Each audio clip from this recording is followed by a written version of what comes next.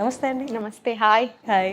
So ఇప్పుడు very much talked about topic ఏంటి అంటే గట్ హెల్త్. చాలా అవేర్నెస్ కూడా వస్తుంది. గట్ హెల్తే అన్ని ప్రాబ్లమ్స్కి వెరీ ఇంపార్టెంట్. మూల కారణం అండ్ సొల్యూషన్స్కి కూడా మూల కారణం. ఇది కరెక్ట్ చేసుకుంటే అన్నిటికీ సొల్యూషన్స్ దొరికినాయి. యోగాలో గట్ హెల్త్కి పోస్చర్ ఏంటి? చాలా ఉన్నాయి. అయితే ఒకటి చెప్తాను.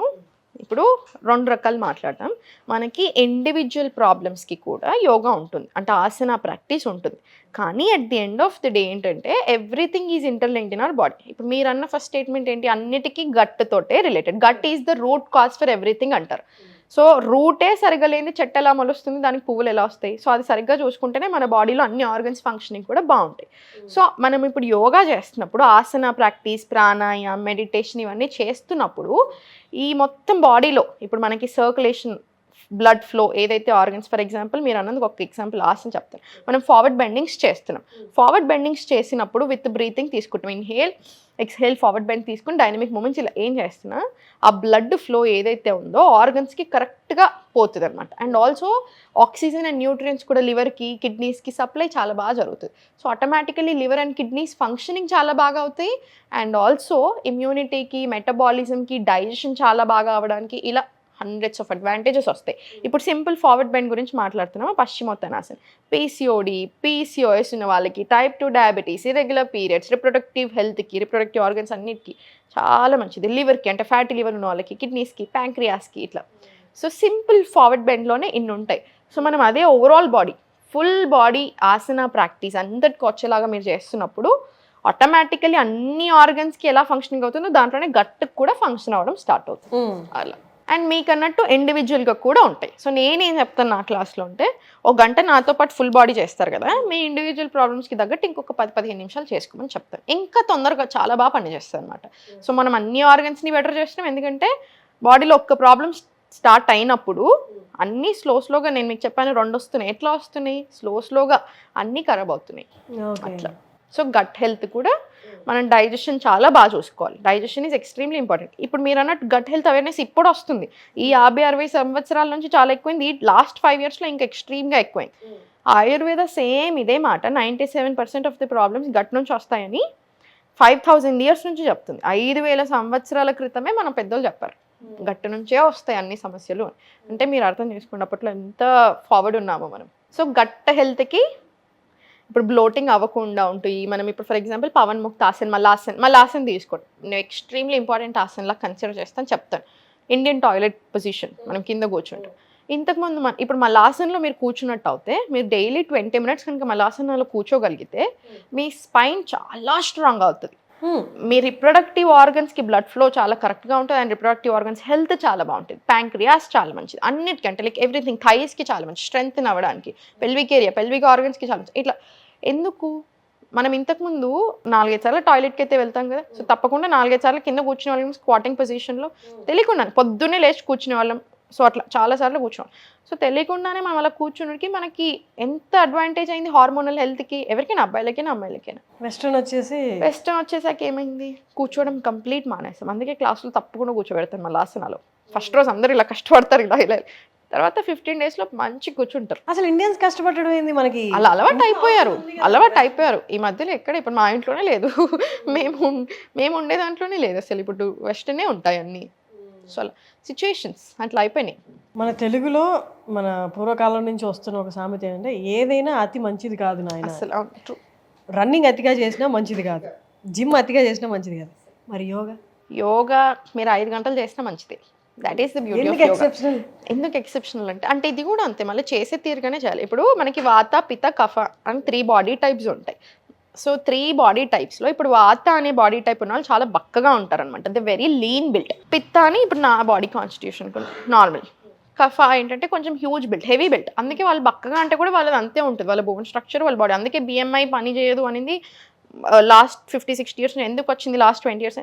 దిస్ ఈస్ రీజన్, అగైన్ సైంటిఫికల్గా కూడా ప్రూవ్. సో ఈ వాత, పిత, కఫ ఉన్న వాళ్ళకి everyone irrespective of their body types and ఏజ్తో సంబంధం లేకుండా గంట సేపు తప్పకుండా చేయొచ్చు. వారంకి 4-5 రోజులు మినిమం, రోజుకి 1-2 గంటలైనా చేయొచ్చు.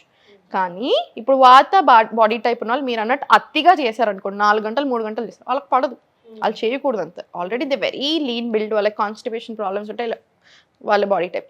ఇప్పుడు కఫా ఉన్నారు అనుకోండి, వాళ్ళు 4 గంటలు చేసినాయి కదా, అలా వాళ్ళు అంత ఈజీగా వెయిట్ తగ్గరు. అండ్ కొంచెం లేజీ ఉంటుంది వాళ్ళ టైప్. వాళ్ళు ఏదైనా సరే స్లోగా చేయాలని చూస్తారు, యాక్టివ్గా ఉండరు. సో అందుకని ఫస్ట్ వాళ్ళకి ఏం పిత్త మీడియం 2 to 3 hours అయినా చేసుకోవచ్చు అట్లా.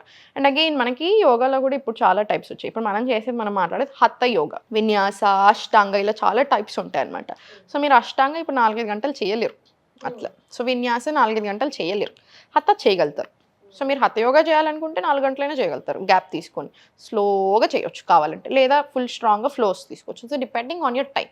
ఏదైనా బిగ్ ఎయిల్మెంట్, బాడీ ఎయిల్మెంట్, ఇంకా డాక్టర్స్ కూడా చేతులు ఎత్తేసిన ఎయిల్మెంట్ యోగాతో తగ్గించిన క్లయింట్ ఎవరైనా ఉన్నారు? చాలా మంది ఉన్నారు. ఏదైనా చాలా మంది బిగ్ ఎయిల్మెంట్ అసలు డాక్టర్స్ చేతులు ఎత్తేసారు. డాక్టర్స్ చేతులు ఎత్తేసిన అనలేం, కానీ ఎన్ని టాబ్లెట్స్ ఇట్లాంటి వాళ్ళు చాలా మంది ఉంటారు. ఎందుకంటే మనం చేతులు ఎత్తేసి అనలేకపోవచ్చు, కాంట్రవర్షియల్ అవుతుందేమో. బట్ థింగ్ ఏంటంటే ఎంత ప్రయత్నం చేసినా ఎన్నేళ్ల నుంచి అయినా తగ్గని ప్రాబ్లమ్స్, ఇంప్రూవ్మెంట్ అట్లా 100 members ఉంటారు ఈజీగా. థైరాయిడ్ 15 ఏళ్ళ నుంచి 20 ఏళ్ళ నుంచి తగ్గని థైరాయిడ్లో మన క్లాసెస్లో 6 months లోకలికి, 1 year లోకలికి, 8 months లోకలికి, 4 months లోకలికి తగ్గించేసాం, కంప్లీట్ నార్మల్ రిపోర్ట్స్. అట్లా నాకు మోస్ట్ మెమరబుల్, చాలా ప్రాబ్లమ్స్తో ఒక అమ్మాయి జాయిన్ అయింది. చాలా ఇష్టం మనం అంటే ఇట్లానే యూడియోస్. సో జాయిన్ అయ్యాక ఆమెకు స్లోగా అన్ని ప్రాబ్లమ్స్ వస్తాయి. ఎన్నో ఏళ్ళ నుంచి కష్టపడుతుంది తగ్గించడానికి. తన డాక్టరే నాకు పర్సనల్గా ఫోన్ చేసి సాయితి థ్యాంక్ యూ అని చెప్పాలి, బాగా చాలా ప్రేమగా మాట్లాడడం, ఇట్లా చాలా అయినాయి. ఇప్పుడు వీళ్ళు రిపోర్ట్స్ వెళ్ళినప్పుడు నార్మల్ వచ్చినప్పుడు కూడా ఏంటంటే 12 years నుంచి ఒక డాక్టర్ అక్కడ రిపోర్ట్స్ వచ్చాక వాళ్ళు చూసి ఓకే ఈ అమ్మాయి వల్ల మీకు తగ్గిందా అట్లా చాలా.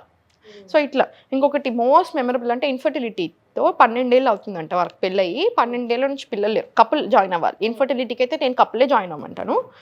సో వాళ్ళు జాయిన్ అయినప్పటికీ అప్పటికి ఇంకా అన్నీ గీవప్ ఇచ్చేసి వాళ్ళు చాలా కొట్టుకునే స్టేజ్లో వెళ్ళిపోయారంట, ఇంకా డివర్స్ దాకా వెళ్ళారంట లాస్ట్లో. ఆ టైంలో క్లాసెస్లో జాయిన్ అయ్యారు, ఇంకా లాస్ట్ ప్రయత్నం చేద్దామని. వాళ్ళకి ఇప్పుడు పాప కూడా పుట్టింది. వాళ్ళు సాహిత్య అని పేరు పెట్టుకున్నారు. అది నాకు అది చెప్పాలంటే కొంచెం సిగ్నల్ వేస్తుంది, కానీ but still it's very very very memorable. అది తెలిసినప్పుడు నాకు చెప్పినప్పుడు కూడా ఇట్లా ఫుల్ కలర్ నేను నీళ్ళు అట్లా నాకు చాలాసార్లు అట్లా మెసేజెస్ వస్తాయి. మీకు నేను కొన్ని చూపిస్తాను, కడుపు నిండిపోతుంది.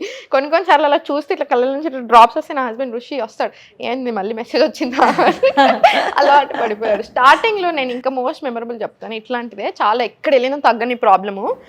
ఇరెగ్యులర్ పీరియడ్స్, ఎన్ని మందులు వాడినా దాని నుంచి సైడ్ ఎఫెక్ట్స్ వచ్చి ఇంకో ప్రాబ్లం రావడం అట్లా అవుతుంది అమ్మాయికి. అట్లా తగ్గల.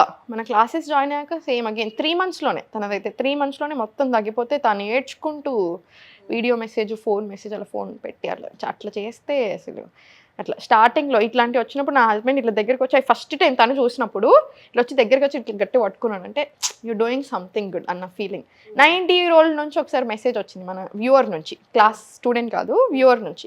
90 years అంట తను. పాపం ఎలా రాశారో తెలుగులో మంచి లెటర్ రాసి ఫోటోలు తీసి పంపించాడు.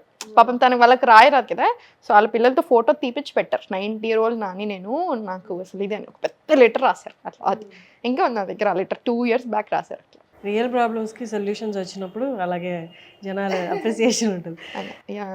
మనదేం చైనాని బీట్ చేసాం, వరల్డ్స్ హైయెస్ట్ పాపులేషన్ ఉంది.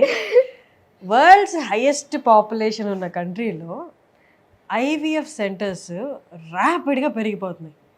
ఎందుకని? వరల్డ్స్ హైయెస్ట్ పాపులేషన్ ఏంటి, ఐవీఎఫ్ సెంటర్లు పెరగడం ఏంటి? ఐవీఎఫ్ అసలు మీరు ఎందుకు అసలు చిన్న పల్లెటూరులో అసలు ఇన్ని రోజులు ఐవీఎఫ్ అంటే తెలియని వాళ్ళకు కూడా ఇప్పుడు ఐవీఎఫ్ సెంటర్స్కి వెళ్ళాల్సి వస్తుంది.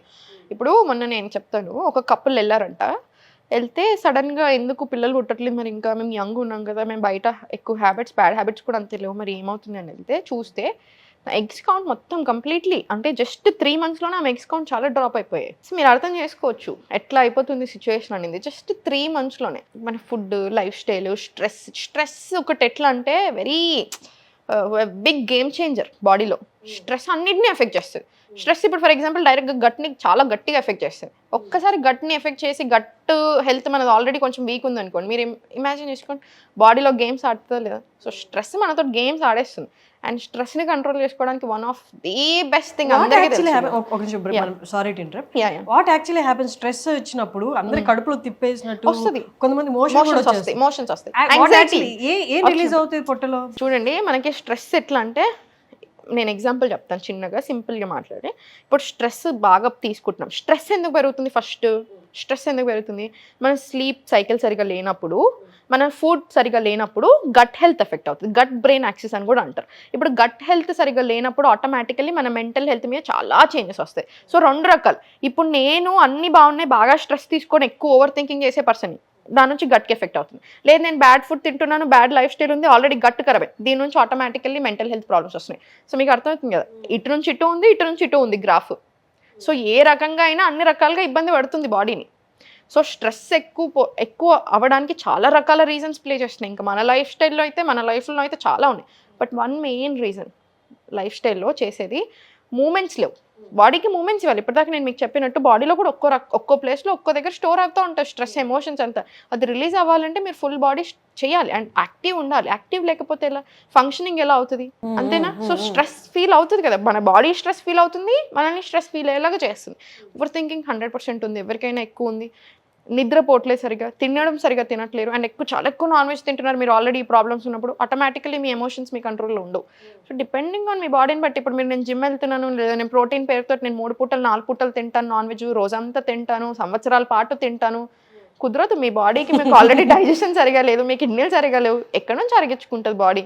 లివర్ ఏం చేస్తుంది? మీరు ఒక పెద్ద ముక్క తింటుంది, హాఫ్ ముక్క అరిగించుకుంటుంది, ఇంకో హాఫ్ ముక్క అలానే పెడుతుంది బాడీలో. ఏదైనా, not just non veg, anything heavy. It's great information.